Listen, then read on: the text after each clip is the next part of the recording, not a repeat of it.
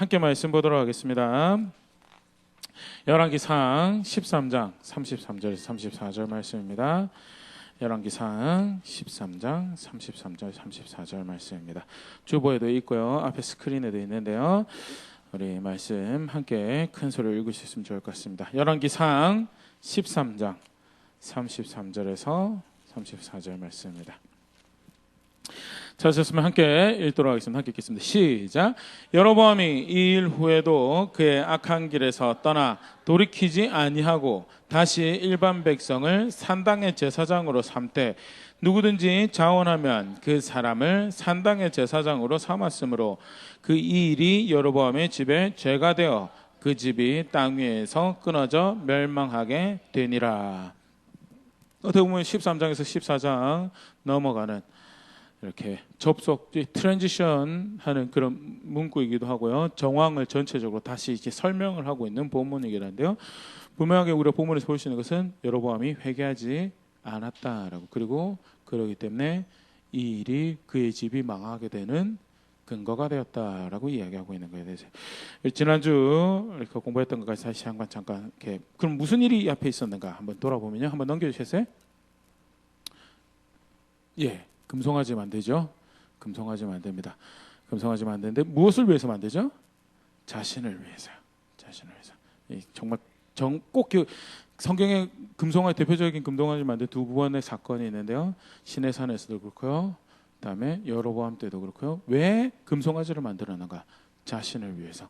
자신을 위한 신을 만들어내는 거예요. 여호와 말고 다른 신을 섬기겠다는 생각 전혀 없었어요. 여호와 하나님만 섬기는데, 그런데 나를 위한 신이어야 된다라는 것이 그것이 목적이었어요. 그래서 금송아지라는 여호와를 만들어냅니다. 두 번째, 단순히 신만 만들어낸 것이 아니고요, 자신을 위한 예배를 만들어내죠. 그래서 레위를 따르는, 아론을 따르는 제사장이 아닌 자기가 원하는 예배를, 자신의 만족을 위해서 예배해줄 제사장들을 선출해낸. 그 다음 장면에 넘겨주세요. 우리가 오늘 읽었던 본문에도 나오지만요, 일반 백성을이라는 표현이 나옵니다. 일반 백성을. 원래 제사장은 누구만 돼야 되죠? 레위 중에서도 아론의 계보를 따른 사람만 제사장. 왜? 하나님이 정하셨어요. 하나님이 정하셔서, 거기는 왜가 있을 수 없으니까 하나님이 정하셨어요. 학자들이 여러 근거를 한번 찾아보려고 노력을 하는데요, 사실 정확하게 답이 될 만한 구절은 성경에 나오지 않습니다. 그냥 하나님 주권적인 선택이었어요.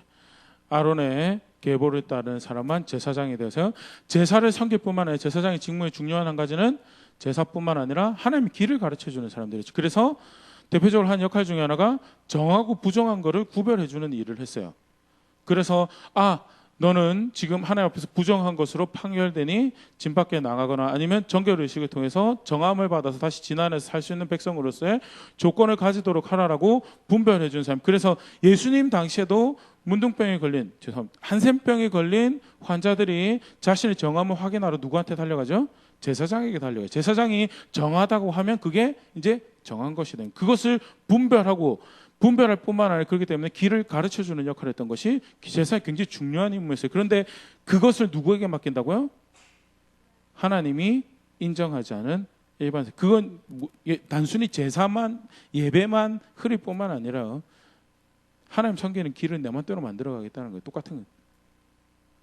제사장의 입술을 통해 지켜져야 될 법을 쫓아가서 거룩함을 추구하는 백성이 아니라 임의로 만든 신을, 임의의 길을 쫓아가서 임의의 방법으로 살아가며 섬기는 이상한 백성을 만들어내는, 결국 자신뿐만 아니라 하나님의 백성조차도 하나님을 떠나게 만드는 그런 일을 했죠. 하나님이 선지자를 유다에서 한 명 보냅니다. 그래서 내가 그 제단 무너뜨릴 것이다 라고. 내가 그 제단 무너뜨릴, 그 말이 무슨 말이야? 네가 하고 있는 짓 불법이다 라고. 내 눈에, 내 마음에 불법이다. 나를 거역하는 행위이기 때문에 막 그것을 무너뜨릴 것이다라고, 심지어는 정확한 이름도 주십니다. 요시야라고요. 요시야라는 사람, 유다에서 일어난 요시야라는 사람 통해서 내가 너를 무너뜨릴 것이, 이 제단을 무너뜨릴 것이다라고 해서 불법을 이야기하는데 돌이키지 않죠. 저놈 잡아라라고 하다가, 우리 지난주 봐서 공부했던 내용인데요, 손이 마르고요. 그러고 이제 이 젊은 선지자가 미혹받아서 하나님 명령하신 대로 하지 못한 것에 대해서 즉각적으로 심판하시면서 이 선지자도 내가 하물며 심판하는데 보응하는데 여로보암에게 내가 보응하지 않을까라고 하면서 나는 심판하고 내가 이야기한 대로 보응할 거다라는 것을 분명하게 소개하고 있는 내용이요. 우리가 앞에 봤던 13장 33절 앞에 이제 사건의 내용입니다. 한번 넘겨주시겠어요? 여기가 고고학에서 여기 단에 있었던 여로보암의 금송아지가 있었던 터라고 합니다. 그래서 말씀하신 대로 깡그리 다 무너뜨리셨죠. 깡그리 다 무너뜨리셨고요. 심판할 거다. 우리 잘 기억해야 돼. 13장에는 저 제단에 대한 심판이 이야기가 나오고 있어요. 그리고 회개를 하지 않자 14장에 여로보암의 집에 대한 심판이 이제 나오고 있고 그 사이에 이야기하고 계신 것이 저렇게 경고하셨음에도 불구하고 돌이키지 않았더라라고 하고 있는 돌이키지 않았더라라는. 왜 회개하지 않았을까요? 왜 돌이키지 않았을까요? 오늘 그 회개에 대해서 돌이킴에 대해서 다시 한번 좀 생각해보는 시간 가지려고 합니다. 먼저 오늘 본문 표현에도 그렇지만 한번 넘겨주셨어요? 본문 표현에도 그렇지만요. 여로보암이 이 일 후에도 그 악한 길에서 떠나 돌이키지 아니하고라는 말씀은요. 그러면 앞에 선지자의 말씀을 통해서 하나님께서 기대하셨던 바가 뭐였다라는 거죠? 돌이키는 것을 원했다는 돌이키는 것을. 말씀을 주신 이유는요. 심판을 선언하시는 선포하시고 그걸 귓가에 들려주신 이유는 뭐냐? 동의하고 그릇된 길로 가고 있는 것이 있으면 돌이키라라는 것이 목적인데요. 사실 하나님 말씀을 주시는 것이요. 그런 목적에서 주시죠. 하나님은요. 말씀을 주실 때 그것에 네가 동의해야 한다라는 것을 네가 동의하기를 내가 기대한다라는 초청으로 말씀을 주시는 거다라는. 사실 간단하게 좀 생각을 해보면 첫 번째 하나님 말씀을 주실 때 가장 먼저 어떤 말씀을 주셨어요? 성경을 가장 첫 번째 거표지 목차 딱 넘기고 나면 가장 먼저 그다음 뭐 어떤 말씀이 나오죠? 내가 세상을 만들었다. 근데 뭘로 만들었어요? 내가 내 말로 하나님 말씀으로 내가 이 세상을 네가 살고 있는 그 땅 내 말로 내 기준으로 내가 세운 질서로 돼 있는 세상이다라는 거예요. 그냥 끝났습니다. 그게 대전제입니다. 하나님 말씀에. 같이 한번 읽어보세요. 시편 33편 6절입니다. 같이 읽어보겠습니다. 시작. 여호와의 말씀으로 하늘이 지음이 되었으며 그 만상을 그 입의 기운으로 이루었도다. 네가 살고 있는 지금 말씀을 현재 받아들고 있는 당신들이 여러분이 하나님 백성이 지금 살고 있는 세상이 뭘로 되어 있는 세상인 줄 아느냐는 내 말로 지어진 세상에 니들이 살고 있다. 그럼 무슨 말이에요? 그 세상에서 가장 세상에 어울리게 살아가는 방식이 뭐냐라는 거예요. 하나님 말씀 따라 사는 것이 그게 가장 그 세상에 어울리게 부합되게 자연스럽게 순리대로 살아가는 모습이다라는. 왜? 그 말씀으로 되어진 세상에서 네가 살고 있어. 그게 대전제. 그게 가장 먼저 나와요. 그게 가장. 왜? 그 말씀으로 된 세상에 살아가고 있기 때문에 그 다음 나오는 말은 필연적으로 우리가 동의할 수밖에 없는 말씀이다. 두 번째, 하나님은요, 하나님 말씀을요, 사람을 살리기 위해서 주시는 말씀이다라는 것을. 물론 말씀으로 만드신 것도 있죠. 생명을 부여하시고 살아갈 수 있는 환경을 부여하신 것도 있는데요.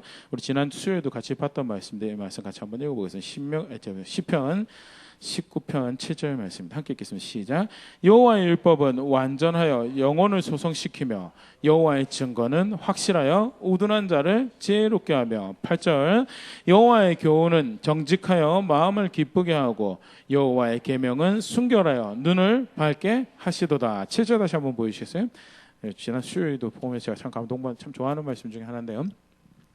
여호와의 율법은, 하나님의 말씀은 완전하여서 영혼을 되살리는 일을 한다. 영혼 되살리는 일. 하나님 말씀은 말씀이 완전한데 어떻게 되살리는 일을 하죠? 이렇게 우리 이제 세파의 많은 걱정과 근심에 이렇게 지난 한 주간 살아온 길을 보면 참 완전한 게 없어요, 맞죠? 내 삶을 의탁할, 내 가정을 의탁할, 사랑하는 자녀들을 의탁할 완전한 길이 하나도 없어요. 지난 수요일도 그런 이야기 잠깐 했었는데요. 미중 무역 전쟁하고 있죠. 경제 전쟁, 세금 관세하고 전쟁이 있어요. 그것 때문에 어려울 거다라고. 2019년 이제 하반기 실제로 이제 그 경제적인 부담이 전 세계에 드러날 거다라고. 그와 더불어서 중동에서 이란하고도 지금 관계가 안 좋으니까 여러 가지 여파들이 이제 드러날 것이다. 뭐가 그런 상황에서 나를 지키는 거고, 뭐가 그런 상황에서 내 가정을 지키는 거고, 뭐가 그런 상황에서 우리를 보호하는 길일까? 여러 가지 길을 기구를 봐도 뭐만 이야기하는 거예요? 다 추측만 이야기하는 거예요. 이렇게 하면 도움이 될 것입니다. 지혜로운 학자들이, 지혜로운 경제학자들이 확언을 안 해요. 왜? 확언하면 책임져야 되니까. 그래서 확언할 수도 없고요. 이럴 수도 있는데 이게 도움이 되지 않을까 생각을, 이렇게 준비하는 게 도움이 안 될까 이야기를 해요. 근데 확언할 수가 없어요. 왜? 확언할 수 없는 존재들이니까. 그런데 뭐가 완전하다고요? 하나님 말씀은 어떤 상황에도 모든 상황이 실패함이 없고 완전하기 때문에 그 말씀을 따라가는 사람은 어떤 은혜를 누린다고요? 네, 망하지 않아요. 그래서 마음이 살아나고요, 영혼이 살아나고 그 삶이 되살아나는 그런 은혜를 누릴 수 있는, 그게 뭐다로? 그게 하나님 말씀이에요. 두 번째, 다윗의 고백인데 또 뭐 이야기하고 있냐면, 여호와의 증거는 확실하여 우두는 자를 지혜롭게 하는. 하나님 말씀은 확실해서, 언제나 영어로 sure이라고 표현하는데요, 언제나 확실한 말씀인 거예요. 실패하지 않아요. 구멍도 안 나요. 부도도 안 나요. 그래서 어떻게 한다고요? 우둔한 자를 지혜롭게 한다. 지혜가 없어요. 지식이 충분하지 않아요. 그래서 어리석은 길을 선택할 수밖에 없는데, 그런데 보는 것도 단편적이고 관점도 제한적이라서 자기 인생밖에 뒤로 10년, 앞으로 10년도 제대로 못 읽는 그런 존재인데, 그럼에도 불구하고 하나님의 말씀을 따라가면 그 우둔한 걸음이 어떻게 된다고요? 지혜로운 걸음. 왜? 하나님의 말씀은 한 번도 실패한 적 없이 언제나 확실한 말씀이기 때문에. 하나님의 말씀은 그런 일을 하시고요. 8절 또, 여호와의 교훈은, 하나님의 말씀은 정직하여서 마음을 기쁘게 하는. 하나님의 말씀은 속임이 없어요. 그래서 그 말씀을 따라가는 것은 언제나 나가 바른 길을 선택하는 거예요. 언제나 의로운 거를 선택하는. 그래서 뭐죠? 꿀릴 게 없어요. 그것이 그래서 마음의 기쁨이 되는 거예요. 여러분, 돈을 아무리 많이 벌어도, 유력한 친구들이 아무리 많아도 불법으로 그 관계를 이어가고 있고 불법으로 돈을 벌었으면 언제나 찜찜한 거지. 저 기뻐할 수가 없어. 금심할 만한 단편 좋아. 많은 돈을 보면 기뻐할 수 있겠죠. 많은 친구들 보면 기뻐할 수 있겠지만, 그 삶은, 그 마음은 늘 자신이 범한 불의와 불법으로 인해서 근심할 수밖에 없어요. 그런데 하나님의 길을 따라가면, 하나님의 말씀 쫓아가면 그것은 언제나 정직한 것이기 때문에, 언제나 바른 것이기 때문에, 언제나 의로운 것이기 때문에 그것이 어떻게 된다고요? 마음의 기쁨이 된다. 확신이 된다. 마지막으로 다윗의 고백입니다. 하나님의 말씀은 순결하여서 속이는 게 없어요. 그래서 눈을 밝게 한다. 이런저런 추측성 발언들 가득하면 어떻게 되죠? 어지러워요. 그 가운데 뭐가 내가 걸어가야 되는지 분별해야 되니까. 견해가 극과 극을 가라면 더 어려워져요. 그런데 하나님의 길은, 하나님의 말씀은 어떻다고요? 순결해서 그런 게 없어요. 그래서 길을 밝게 하시는 말씀. 하나님의 말씀은요, 개인에게, 하나님 백성에게 그런 일을 하시는 말씀이고요. 이 사실 고백이 다윗의 말씀인 걸, 다윗의 고백인 걸 생각을 해보면요, 참 롤러코스터 같은 그런 삶을 살았던 다윗에게 내 인생에 뭐가 제일 확실했는 줄 아느냐, 무엇이 내 마음에 가장 기쁨이 되었는 줄 아느냐. 하나님 말씀이 나를 살리고, 하나님 말씀만이 내 확신이 되고, 하나님 말씀만이 그렇게 내 눈을 밝혀서 나로 걸어가게 하더라라는, 하나님 말씀이요, 그런 말씀이다라는. 무엇보다 하나님은요, 하나님 백성을 만드실 때 그런 말씀에 의해서 살아가는 그런 백성을 만드셨다라고 성경 가르치고 있는데, 신명기 8장 3절입니다. 같이 읽어보겠습니다. 시작. 너를 낮추시며 너를 줄이게 하시며 또 너도 알지 못하며 내 열조도 알지 못하던 만나를 내게 먹이신 것은 사람이 떡으로만 사는 것이 아니요 여호와의 입에서 나오는 모든 말씀으로 사는 줄을 내가 알게 하려 하심이라. 광야에서 그렇게 빚어 오신 것은 뭘 위해서 그렇게 했냐, 어떤 하나님 백성을 만드시기 위해서, 세우시기 위해서 그 일을 했냐라는 거예요. 하나님 말씀으로 살아가는, 그것을 양식 삼아서, 그것을 목적 삼아서, 그것을 보호 삼아서 살아가는 백성을 만들기 위해. 그리고 그게 뭐 하는 사람, 그게 하나님 백성이다. 예수님도 똑같이 이 말씀을 인용하면서 40일 굶었는데 배 채울 떡을 만들어내기보다 하나님 말씀에 동의해서 하나님 목적에 동의해서 하나님 말씀을 살아가는 것이 그게 사는 길이다라고 이야기하시죠. 마태복음 4장 4절 같이 읽어보겠습니다. 시작.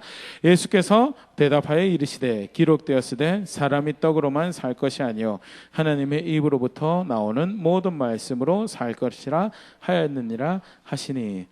혹시 40일 정도 굶어 보신 그런 경험이 있으신가요? 저는 아직 제가 그만큼 굶어 본 적이 없어가지고. 근데 굉장히 음식이 갈급하고 다급하고 정말 그 기력이 하나 없어서 생명을 어떤 근원을 빨리 몸에 채워넣기를 좀 바싹 마른 가지처럼 그런 상태가 아닐까 생각하는데, 그럼에도 불구하고 육신이 그런 상황임에도 불구하고 뭐가 사는 길이냐를, 뭐가 사는 길이냐, 하나님 말씀.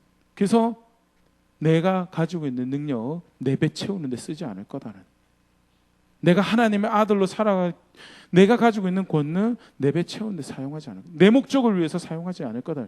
그 전에 첫 아담이 주신 권한을 자기 목적을 위해서 사용해서 하나님을 거역하고 배신했던 것처럼 나는 그렇게 선택하지 않을 거다라고 고백하셨던 것이요.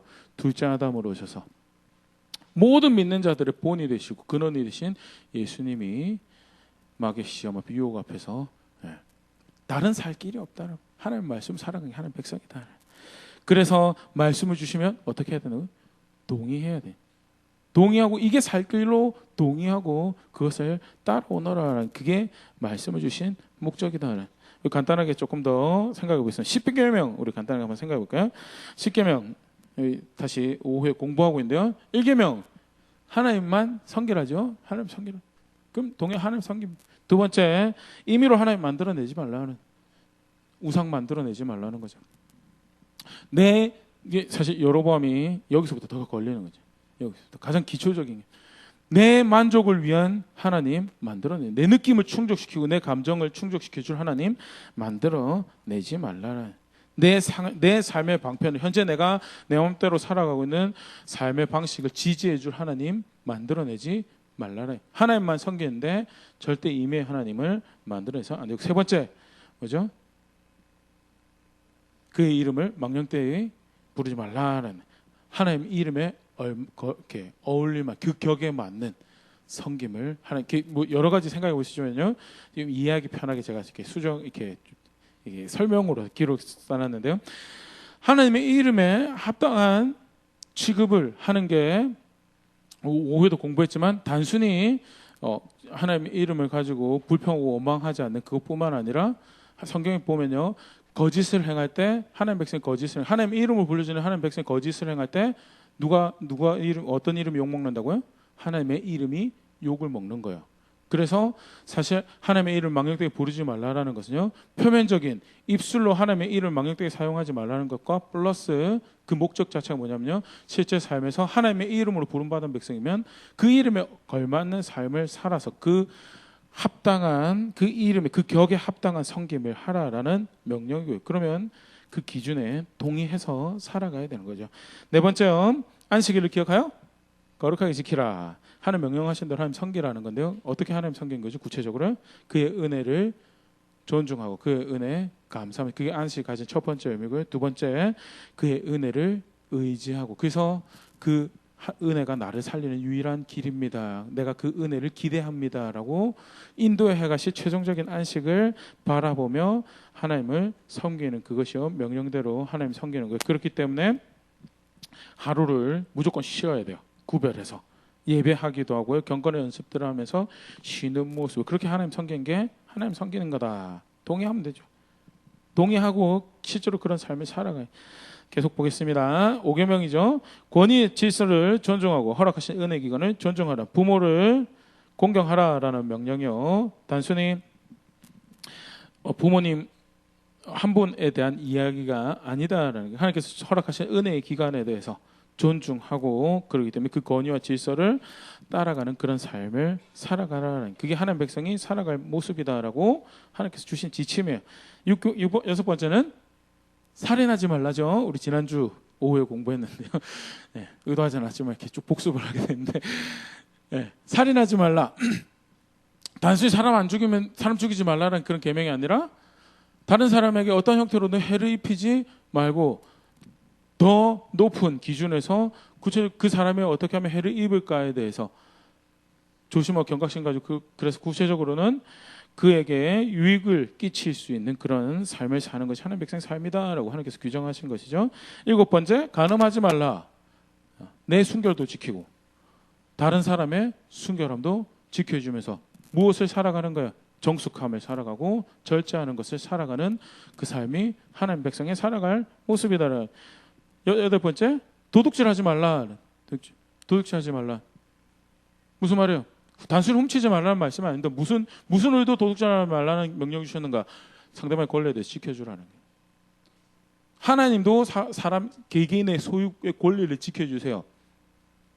하나님도 개인의 소유권에 개인 재산권에 대해서 인정을 해요. 그렇기 때문에 네가 가지고 있는 양에라는 표현이 나오는 거예요. 네가 가지고 있는 소유의 일부를 구별하라는 말이 나오는 게요. 개인의 권리를 지켜주시는. 그런데 하나님 백성이 살아가면서 상대방의 권리, 상대방이 가져야 되는 권리, 살아가야 될 권리에 대해서 존중하지 않는 것은 그것은 도둑질이다.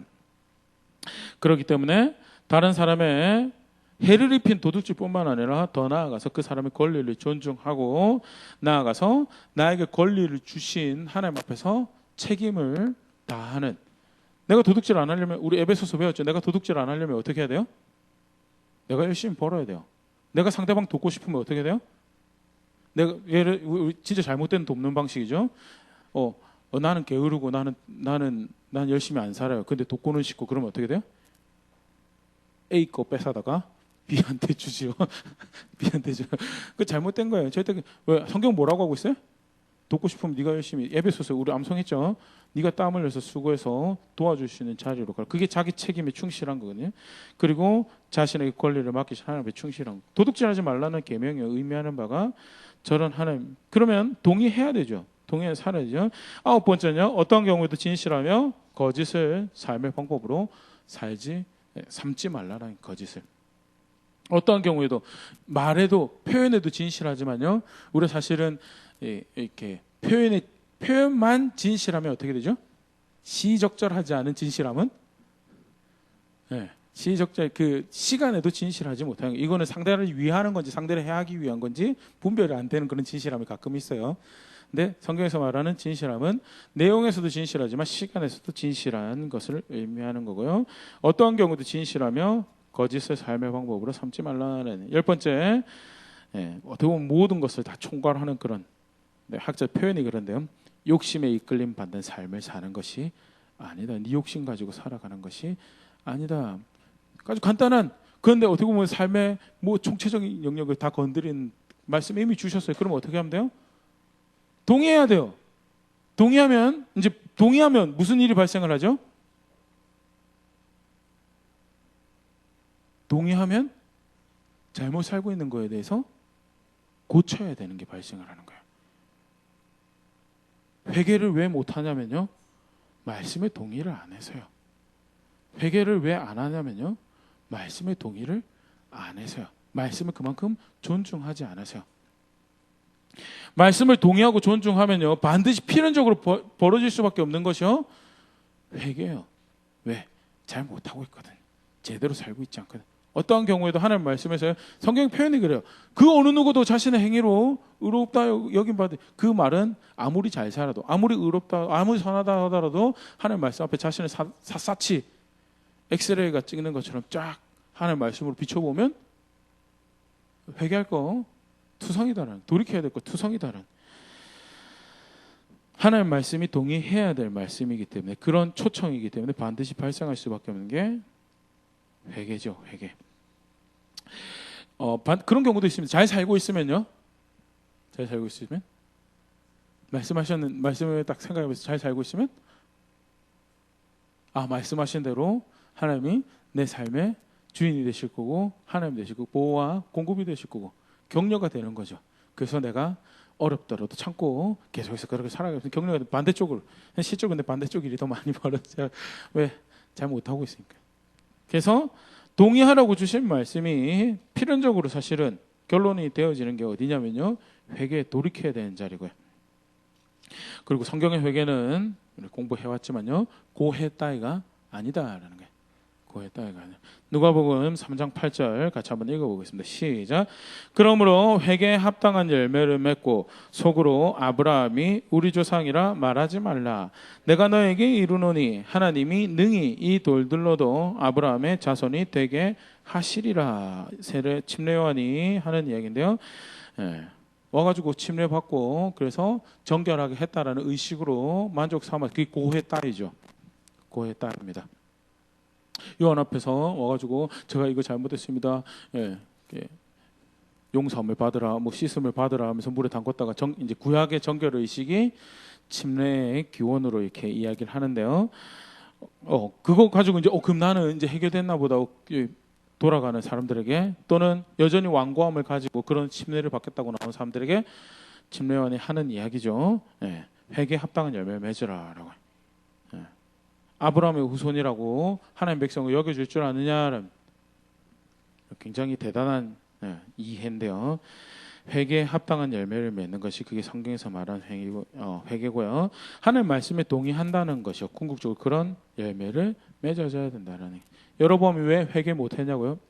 우리가 충분히 여로보암 마음을 들여다볼 수는 없지만 한 가지 분명히 볼 수 있는 건 여로보암이 충분하게 하나님 말씀을 존중하지 않았다. 하나님 말씀에 동의하지 않았다. 내가 그거 다 무너뜨려 버릴 거다라고. 그런데 그걸 어떻게 들어요? 그러시든지요. 너 그러면 죽을 거다라고. 그러시든지요. 너 그러면 내가 영원히 멸망시켜 버릴 것이다라고. 영원히 고통 가운데 내가 내버려 둘 것이다. 그러시든지요. 그래서 뭐가 안 생겨요? 그래서 회개가 안 생겼다. 그러면 왜 그렇게 여로보암이 하나님 말씀을 존중하지 않고 하나님 말씀에 동의하지 않았는가? 왜 회개하지 못하는가? 조금 더 생각을 해보면 성경은요 회개하지 못하는 그 이유에 대해서 여러 가지 설명을 하고 있지만요 오늘 같이 보려고 한 건요 욕심 때문에 회개하지 못한다라고. 동의하지 못하고 회개하지 못한다라고요. 이렇게 좀 한번 살펴보려고 하는데요. 먼저는 욕심 때문에 예수님을 믿지 못하는 사람들을 보면요, 사실 이러한 부분들을 이렇게 우리가 잘 볼 수 있습니다. 예수를 믿는다라는 것은 우리가 계시면 다 잘 알지만요, 예수를 믿는다라는 것이 의미하는 바가 뭐냐면 회개하는 거죠. 제가 예수를 믿고 있습니다라고 이야기하면 그게 뭐예요? 저는 회개하고 있습니다라는. 저는 계속해서 제 삶을 하나님 기준, 예수님 말씀에 따라서 돌이키는 자리에 있습니다. 그게 예수 믿고 있다라는 거예요. 어디 그런 게 있습니까? 예수님이 전하신 복음이 그거죠. 마태복음 4장 17절 같이 한번 읽어보겠습니다. 시작. 이때부터 예수께서 비로소 전파에 이르시되 회개하라 천국이 가까이 왔느니라 하시더라. 내 길은 안 되는 거예요. 내 방법은 안 되는 거예요. 더 이상 소용이 없는 거예요. 그래서 예수 믿고 있습니다라는 말은요, 어떤 모양이든지 내가 지금 예수님 말씀에, 하나님 말씀에 동의해서 돌이키는 자리에 있습니다. 저는 제가 옳지 않음을 알고 있습니다라고, 저는 돌이켜야 할 자리에 있습니다라는 것을 고백하는 것이 그게 예수 믿는 거고요. 예수님은 저렇게 이야기하신 게 아니라 예수님부터 복음을 받은 베드로도 사도행전 2장에서 설교하면서 맨 마지막에 하나님께서 말씀을 받은 그들에게 찔림을 주세요. 우리가 어떻게 할 거? 그러면 우리는 이제 어떻게 하면 좋을까라고 이야기할 때 베드로가 뭐라 그러죠? 같이 읽어볼까요? 사도행전 2장 같이 읽겠습니다. 시작. 베드로가 이르되 너희가 회개하여 각각 예수 그리스도의 이름으로 세례를 받고 죄 사함을 받으라. 그리하면 성령의 선물을 받으리니. 회개하고 돌이키고 예수의 이름 믿으면, 그러면 뭐라고? 하나님이 너희를 하나님 백성으로 인치실 것이다라고요. 하나님이 너희를 하나님 백성으로 인치실 것이다. 그래서 예수를 믿는다라는 것은요, 회개하는 자리. 그렇기 때문에 예수를 믿지 않는다라는 것은 결국 뭐요? 회개를 안 하겠다라는 거예요. 회개를 못 하겠다라는. 근데 왜 예수를 믿지 못하냐? 여러 가지 경우도 이제 보겠습니다. 왜 예수를 믿지 않느냐? 디모데후서 3장 6절 7절입니다. 같이 읽어보겠습니다. 시작. 그들 중에 남의 집에 가만히 들어가 어리석은 여자를 유인하는 자들이 있으니 그 여자는 죄를 중히 지고 여러 가지 욕심에 끌림 받아요. 7절입니다. 항상 배우나 끝내 진리의 지식에 이를 수 없느니라. 항상 배우나 여기 진리의 지식은요, 결국 예수님 복음을 그래서 구원받는 지식을 이야기하는 거예요. 예수 제대로 믿는 자리, 성경에서 말하는, 성경에서 인정하는 예수를 믿는 자리에 이르는 것을 이야기를 하는 건데요. 항상 배워요. 안 배우지 않아요? 전해준 사람이 없는 것도 아니고요. 들려주는 복음이 없는 것도 아니고요. 말씀이 없는 것도 항상 듣는데 왜? 그러면 구원받는 진리에 이르지 못하느냐는, 왜 예수 믿고 돌이키는 자리에 이르지 못하느냐는, 왜 예수 믿고 영원한 나라를 소망한 자리에 있지 못하느냐. 앞절이죠. 6절에 6절 한번 보여주시겠어요? 여러 가지 욕심에 이끌려. 여러 가지 욕심에 이끌려서. 이거 무서운 건데요. 정말 무서운 건데요. 안 배워서 그런 게 아니면 안 배워서요. 열정이 없어서 그렇다고요? 열정이 없는데 배우러 다니겠습니다. 맞죠? 여러 군데 이거 저러 가지 이게 세미나 있다면 찾아가고, 누가 와서 강의해 준다 그러면 찾아가고요. 열심히 배우러 다녀요. 그게 7절 다시 한번 보여주시겠어요? 항상 배운다라고요. 항상 배우는 것도 참 정말 대단한 열정이에요. 그런데 뭐라고요? 그래도 구원받는 진리에 도달하지 못한다라고요. 왜? 욕심 때문에. 회개해야 되는데, 복음을 받았으면 복음에 동의해서, 예수님 말씀 받았으면 예수님 말씀 동의해서, 나는 내 길은 소용이 없구나라고 뭐 해야 돼요? 회개해야 되는데, 근데 여전히 내 욕심 움켜쥐고 있거든요. 그러니까 다른 길 찾고 싶어요. 내 거 안 내려놓을 수 있는 다른 길 찾고 싶어요. 그래서 이것저것 두들겨보면서 배우죠. 근데 뭐라고요? 진리 지식에 이르지 못한다라고. 조금 다른 경우인데요. 이런 경우도 있습니다. 디모데전서 1장 19절 20절입니다. 제가 읽어보겠습니다. 믿음과 착한 양심을 가지라. 어떤 이들은 이 양심을 버렸고 그 믿음에 관하여는 파선하였느니라. 여기 양심을 버렸다라는 게요, 사실은 욕심을 따라가는 거예요. 양심은 뭐 할 때 사용하는 거죠? 무엇이 옳고 무엇이 그른지를 분별할 때 사용하는 거예요. 그런데 양심을 버린 건요, 욕심을 쫓아가기 때문에요, 기준을 따라서 옳고 그른 것을 분별하지 않는 거예요. 그래서 양심을 버렸다라는 게 결국 다르게 표현하면요, 다른 무언가를, 기준을 쫓아가고 있는 게 아니라 다른 무언가를 쫓아가고 있는 상태를 이야기하고 있는 거고요. 양심을 잃어버리고 욕심을 따라갔기 때문에요, 그리스도를 믿는 믿음에서 파선해 버렸다라고요. 그거 예수 믿는 거 아니다라는 거 쉽게 말해서. 원래 정황을 보면요, 믿음을 가지고 있었던 것 같아요. 그러니까 파선해 버렸다는 이야기가 나오죠.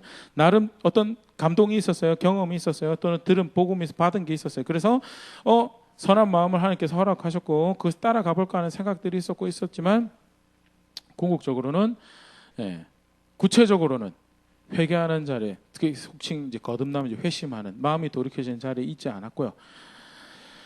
그래서 파선해 버렸다. 20절, 그 가운데 후메네오와 알렉산더가 있으니 내가 사탄에게 내어준 것은 그들로 훈계를 받아 신성을 모독하지 못하게 하려 함이라. 안타까운 이름이죠. 성경에 이렇게 기록이 돼서 후메네오와 알렉산더는 구체적인 두 사람이 실제로 그렇게 했다는 거예요. 바울에게 배웠어요. 바울에게 배웠는데도 불구하고 회개하는 자리로 가지 않고 결국 끝까지 자기 욕심 붙잡고 살아가는 거예요. 그래서 바울이 사단에게 내어줬다는 것은 바울이 사단에게 넘겨줄 수는 없죠. 이 표현이, 이 비유적인 표현으로 치리를 한 거고요. 출교를 시켰다는, 교회 공동체 밖으로 쫓아냈다는. 왜? 악영향을 미치니까.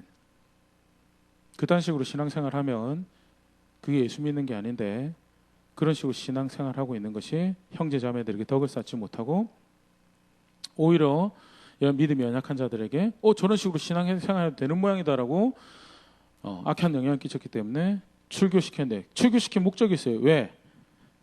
밖에 나가서 그것이 근거가 되어서 다시 돌이켜서 돌아올 수 있는 기회를 삼기를 바라기 때문에라고 이야기하면서요, 구체적으로 바울이 디모데에게 이야기하면서 욕심이 얼마나 예수를 믿는 것과 반대가 되는 것인지, 예수를 믿기 때문에 반드시 고백해야 될 자신의 것을 내려놓는 회개의 고백과 얼마나 반대가 되는 것인지에 대해서 욕심으로 구원받는 진리에 이르지 못하더라라는 거예요. 사도 요한은 이것을 조금 다른 방식으로 또 표현을 하고 있습니다. 그게 뭐냐면, 그 욕심을 따라가는 것은 결국 어둠을 사랑하는 것이기 때문에, 자신의 욕심을 쫓아가는 것은 결국 어둠을 사랑하는 것이기 때문에 하나님의 아들이 사랑하는 자리에 나오지 못하더라는 요한복음 3장 19절 20절 말씀 같이 한번 읽어보겠습니다. 시작. 19절입니다. 시작. 그 정죄는 이것이니 곧 빛이 세상에 왔으되 사람들이 자기 행위가 악함으로 빛보다 어둠을 더 사랑한 것이니라. 20절입니다.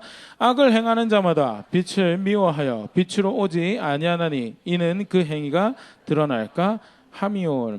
예수님 믿지 않는 사람들을 보고 왜 그러냐라고 이야기하는데 어둠을 더 사랑하기 때문에, 그게 지금 우리가 살펴보고 있는 자기 욕심을 쫓아간 사람들이죠. 자기 욕심을 쫓아가기 때문에 예수님 말씀에 자신의 삶을 내려놓지 못하고 예수님을 영접하지 못하는 모습들을, 그걸 뭐라고 그러냐, 그게 어둠을 사랑하는 거더라고요. 내 욕심, 내가 원하는 것 쫓아가는 거요. 네. 우리 밝게 생각하죠. 밝아 보이지 않나요? 정말 그것은 나에게 만족을 주고 정말 그것은 나를 행복하게 해줄 것 같고 정말 그것은 나의 기쁨이 될 것이다 라고 사도 요한이 그걸 뭐라고 그래요? 그게 어둠을 사랑하는 거라고. 궁극적으로 그래서 그리스도를 통해서 하나님께 나오지 못하는 것이다. 궁극적으로.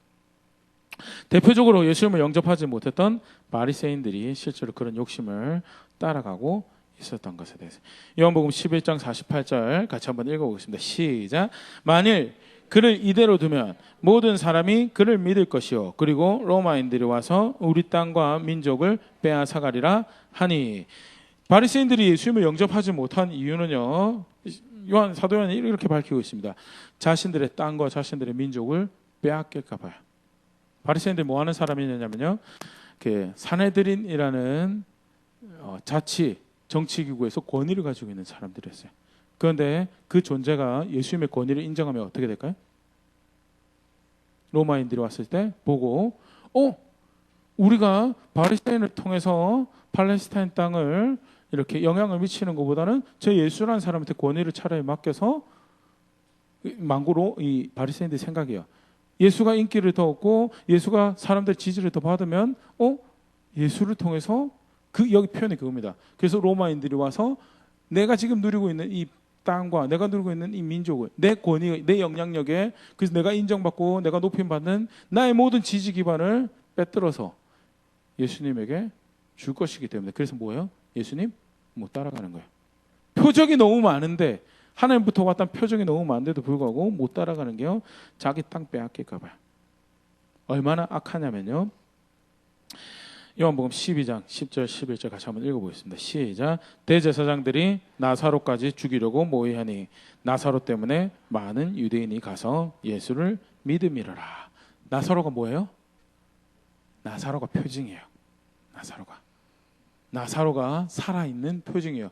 예수님이 하나님께로부터 왔다는, 죽음도 이기는 놀라운 하나님부터 온 구원을 베풀 하나님의 아들임을 고백하는. 그러면 어떻게 하면 돼요? 무릎 꿇으면 되죠. 무릎 꿇으면 돼요. 간단해요. 무릎 꿇으면 돼요. 그런데 사람의 욕심이 어떠냐면요, 표징을 제거해서라도요. 표징을 그거 눈 가려서라도 없어지나요? 그런다고요? 안 없어져요. 여전히 예수님 하나님의 아들. 결국 어떻게 돼요? 이야기 결말은 예수님이 승자고 그들은 악한 것을 선택한 잘못된 사람들이라는. 그런데 양반들은 어떻게 하죠? 자신의 눈을 가려서라도 지금 당장 자신의 시야에 보이는 표징이라도 없애서 자기들의 욕심을 이루고자 하는 게, 요즘 비유가 적절할지는 잘 모르겠지만 타조가 사자보다 더 빠른 거 아시나요? 타자가 아니죠. 타조가 내가 반드시 오늘 먹히지 않고 도망가리라고 도망가면 절대 사자가 쫓아올 수가 없대요. 근데 어떻게 사자가 타조를 잡아먹습니까? 타조가 도망가다가 어떻게 하냐면 있잖아요, 서가지고 머리를 흙에다 집어넣어요. 그러면 자기 눈에 뭐가 안 보여요? 사자가 안 보여. 사자 없다 그러고 어떻게 돼요? 죽어요. 그러고 죽어요. 똑같은 짓인 거예요. 눈에 표징이 증거가 너무 분명한데, 너무 증거가 분명한데도 불구하고 자기 눈 가려서 자기 시야를 내 눈에서 나사로 없애면 예수님이 하나님의 아들이 아닌 거예요. 내 욕심 쫓아가도 되는 거예요. 이게 사실 우리도 소소한 간증이 참 많잖아요, 맞죠? 하나님 살아계시고 하나님 존중할 만한 분이고 하나님이 나의 세세한 거 하나하나도 관심 가지고 돌아보시더라라는 간증이 엄청 많아요. 우리 굳이 따로 쓰지 않아서 그렇죠. 뭐 하다못해 그런 것도 있어요. 그 점심 시간에 내가 오늘 뭐 먹고 싶은데 그런데 기도도 안 했어요. 기도도 안 했는데 내가 오늘 뭐 먹고 싶은데 근데 저녁에 그게 등장을 해요. 그건 뭐예요?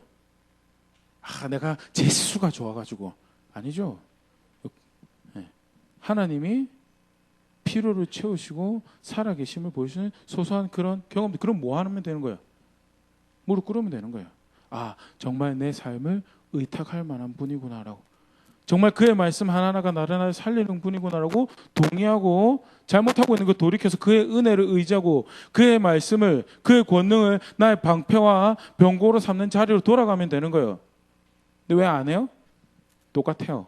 바리새인처럼요. 없애고 나서 내 욕심을 내가 지키리다. 하나님 좋으신 분인 거 아는데 그래도 내가 하고 싶은 말 해야 되겠거든요. 하나님 좋으신 분인 거 아는데 내가 하고 싶은 거 해야 되겠어요. 마음을 강폭하게, 마음을 완고하게 해서 받아들이지 않는. 그게 사실은 예수님 당시에 욕심 때문에 예수님 영접하지 못했던 그 예수님의 제자 사도들이 사역하던 시대에도 왜 예수님 못 받아들이냐, 또는 믿는다고 하면서 실제로 예수를 믿는 믿음에 왜 그 예수님을 따라가는 그 자리에 있지 못하느냐, 그 욕심 못 내려놔서 그러더라. 우리 다시 본래 이야기에 돌아가서요.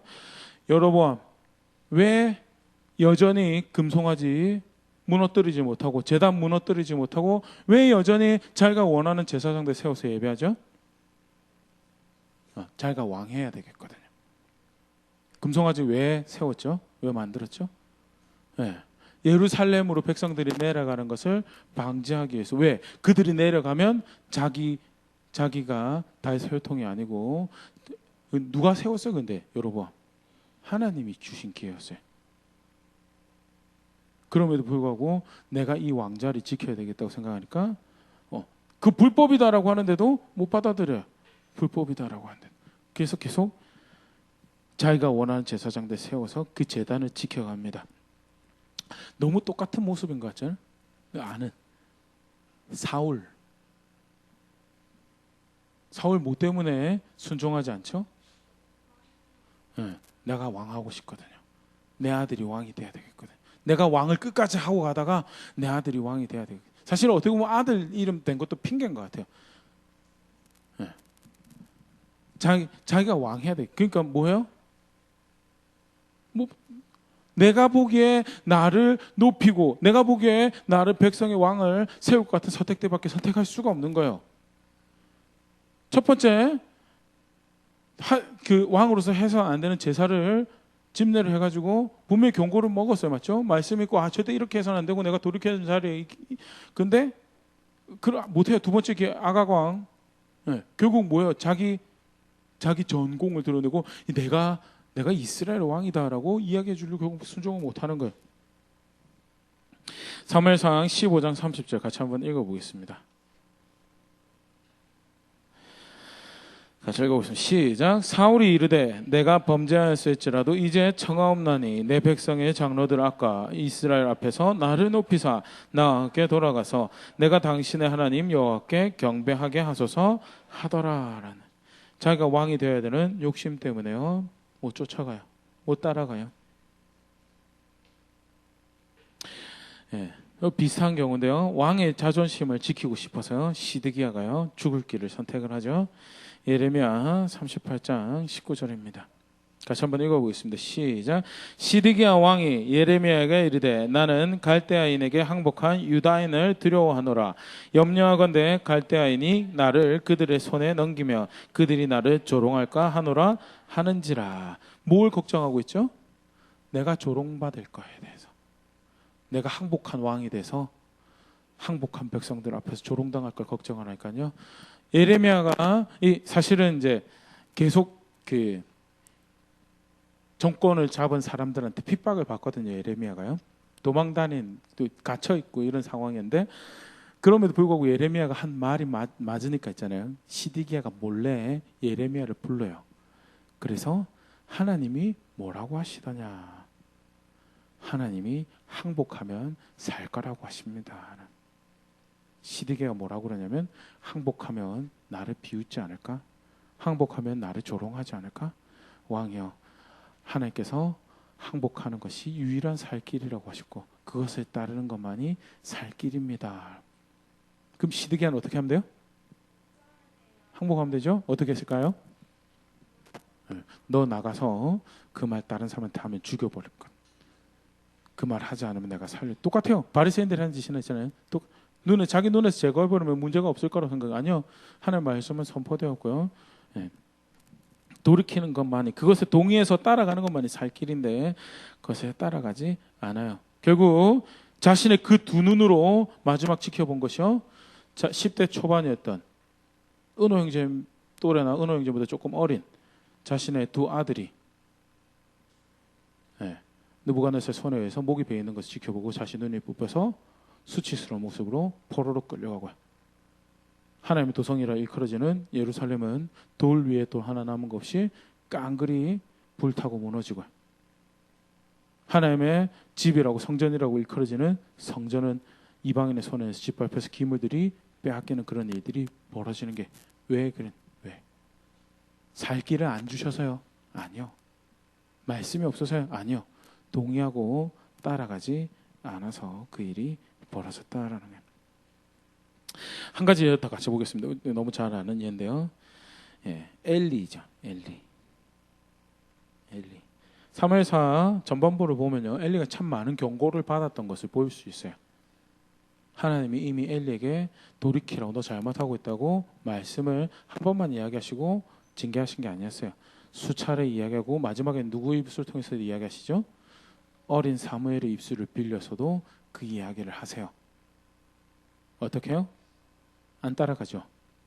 왜 안 따라가요? 여러 가지 정황을 볼 수 있는데요. 한 가지는요, 하나님 말씀을 보세요. 우리 한번 읽어볼까요? 사무엘상 2장 29절입니다. 같이 읽어보겠습니다. 시작. 너희는 어찌하여 내가 내 처소에서 명령한 내 제물과 예물을 밟으며 내 아들들을 나보다 더 중히 여겨 내 백성 이스라엘이 드리는 가장 좋은 것으로 너희들을 살찌게 하느냐. 하나님보다 누구를 더 중히 여겼다고요? 아들들을. 아들들하고 원만한 관계 가지고 있는 게 하나님하고 원만한 관계 가지고 있는 것보다 더 중요했어요. 그래서 엘리가 징계하지 않았던 건 아닌 것 같아요. 엘리가 분명히 아들들을 훈계하는 장면이 기록이 돼 있어요. 그런데 어떻게 해요? 책임감 있는 어른으로, 제사장으로, 선지자로, 제사장으로, 사사로, 또 아버지로 제대로 훈계하지 않아요. 저희 초등학교 학생들하고 이렇게 같이 공부했는데, 제사장이라고 만약에 그 아들 제사장들을 제사장으로 징계를 하면 어떻게 했었어야 돼요? 옷 벗겨야죠. 옷 벗겨서 파직시키고 면직시키고 쫓아내서 더 이상 그 일을 못하게 만들어야죠. 아들이라면요. 멍석말이 해야죠. 맞죠? 돌돌돌 말아가지고 정신 차릴 때까지 먼지 펄펄 내면서 때려줘야죠. 돌이키지 않는데요. 죽으려고 이런 짓 하느냐라고. 제사장으로도 아버지로도 충분하게 훈계하지 못해요. 왜요? 아들들이 더 사랑했거든요. 아들들하고 원만한 관계가 더 중요했거든요. 친구 같은 아버지였거든요. 우리 요즘 표현을 치면. 그게 어떻게 되죠? 망합니다. 정말 심각하게 망해요. 사실은 있잖아요. 엄청난 일이 벌어졌어요. 언약궤가 지성소 밖으로 나가가지고 있잖아요. 그거를 적들의 손에 의해서 빼앗기는. 하나님 백성이 뭐 하는 백성인데요?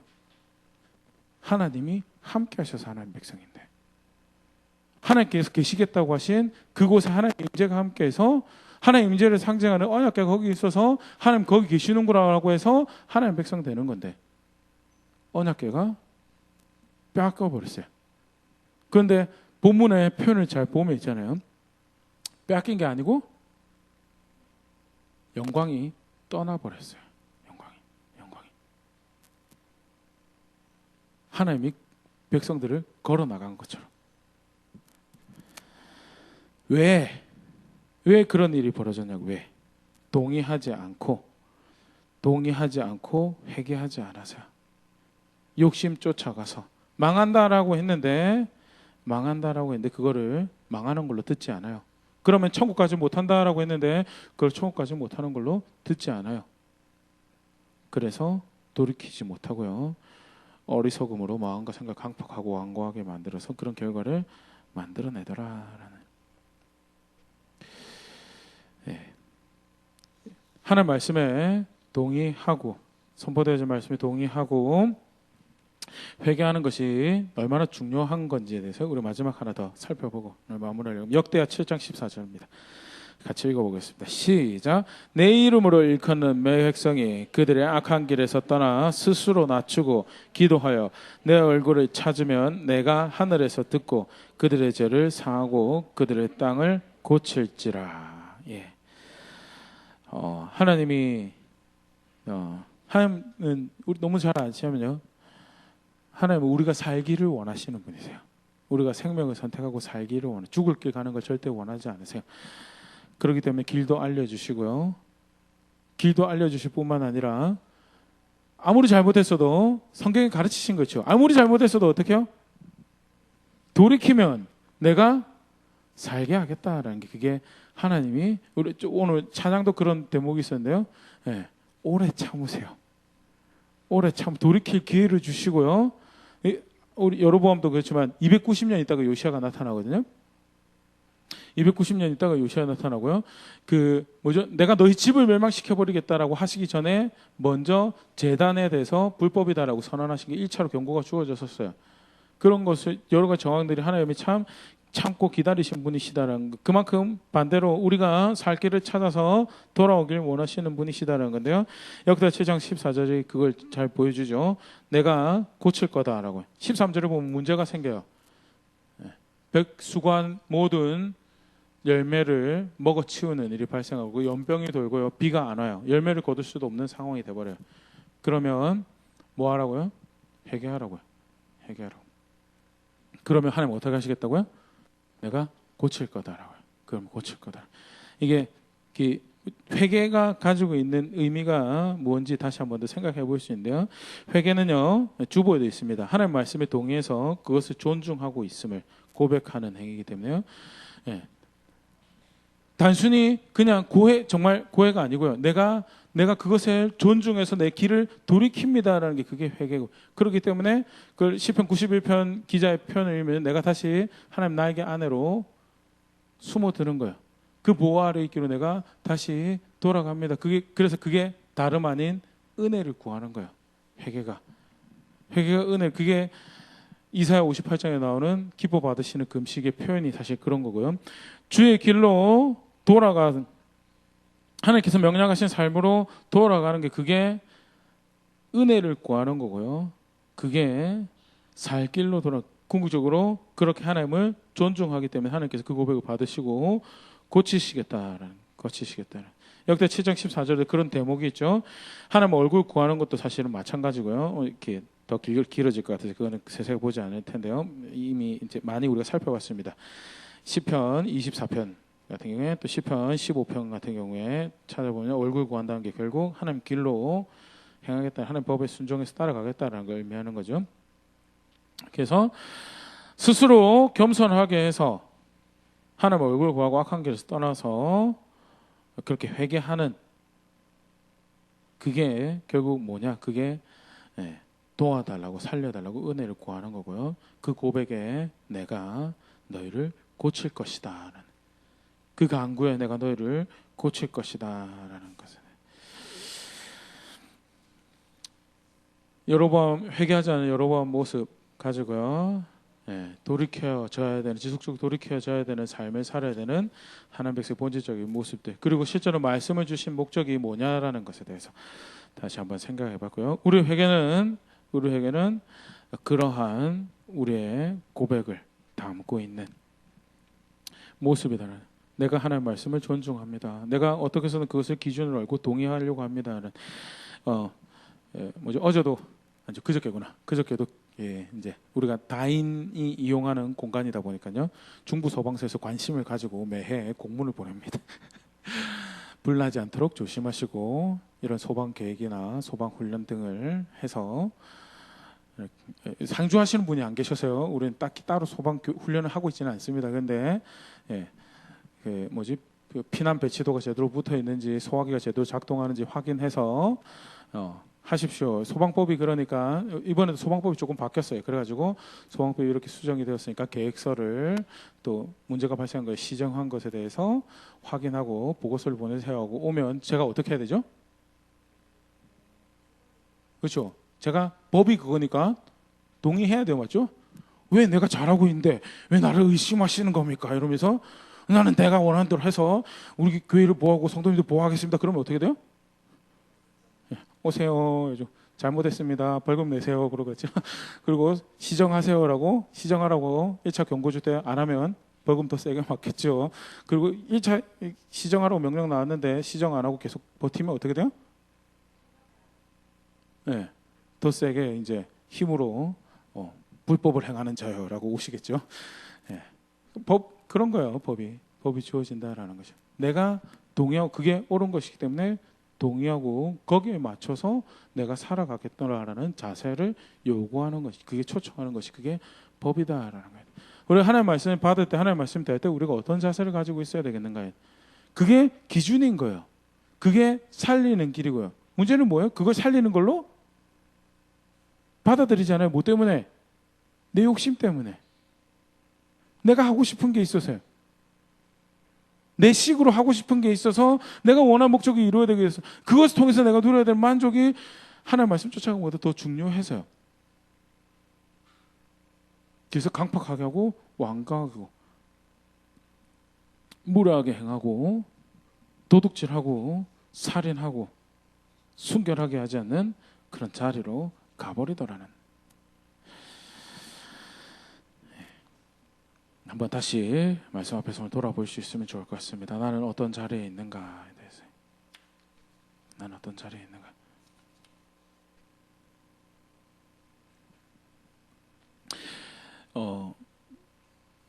정말 놀라운 이 회개, 하나님께서 이 회개라는 것을 부여하신 것이요, 돌이키는 것을 부여하신 것이 정말 참 놀랍습니다.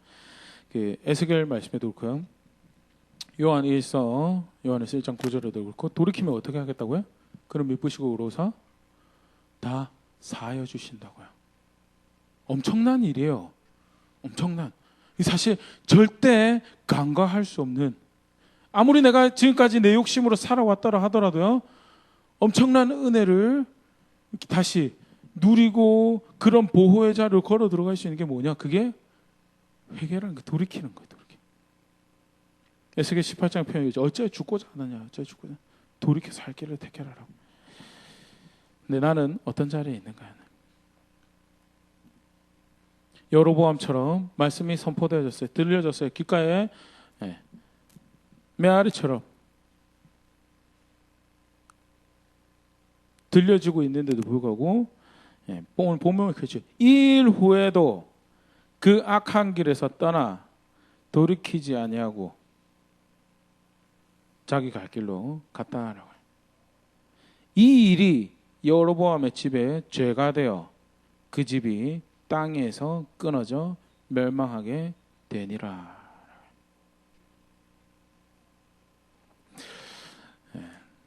이렇게 혹시 시간이 있으시면 집에 가서 14장을 한번 읽어보시면 정말 재밌는 표현이 나오는데요.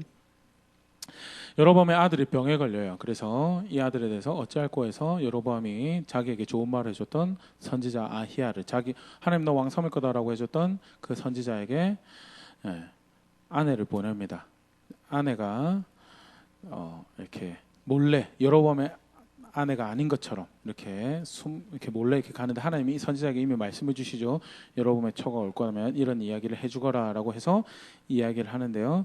여로보암의 처가 이렇게 몰래 왔는데도 불구하고 선지자가 여로보암의 발걸음 소리를 듣고 여로보암의 처가 왔느냐라고 하나님이 이 말씀을 나에게 주셨다고 쭉 이야기를 해줘요.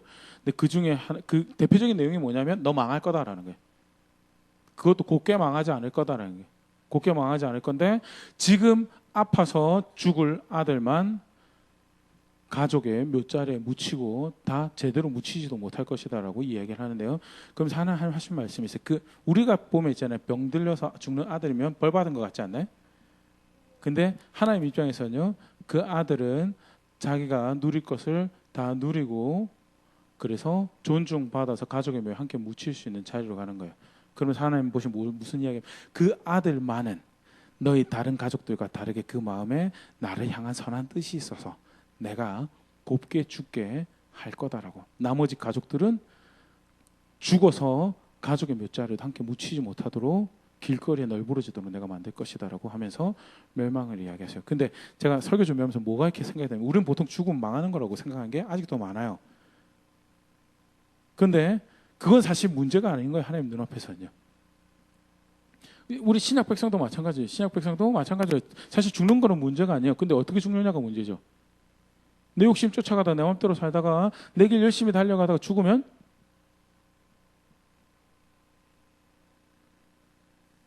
돌이킬 기회를 그렇게 무수히 많이 가지고도 돌이키지 못하고 그렇게 죽으면 끝인 거예요. 그런데 짧게 살다 가는 것 같더라도 존중해야 될 말씀 존중해서 살해당해서 죽어요. 핍박받다 죽어요. 그럼 뭐예요? 영원히 나와 함께 할 것이다. 죽는 게 망하는 게 아니고 죽는 게 문제가 아니에요. 문제는 뭐예요? 어떻게 죽느냐가 문제고요. 잘못 죽으면요. 영원히 고통받는 거예요. 그게 내 안타까운 결과로만 끝나는 게 아니고 여로보암 같은 경우도요. 온 가족이 아버지 잘못된 영향으로 해서 고통받고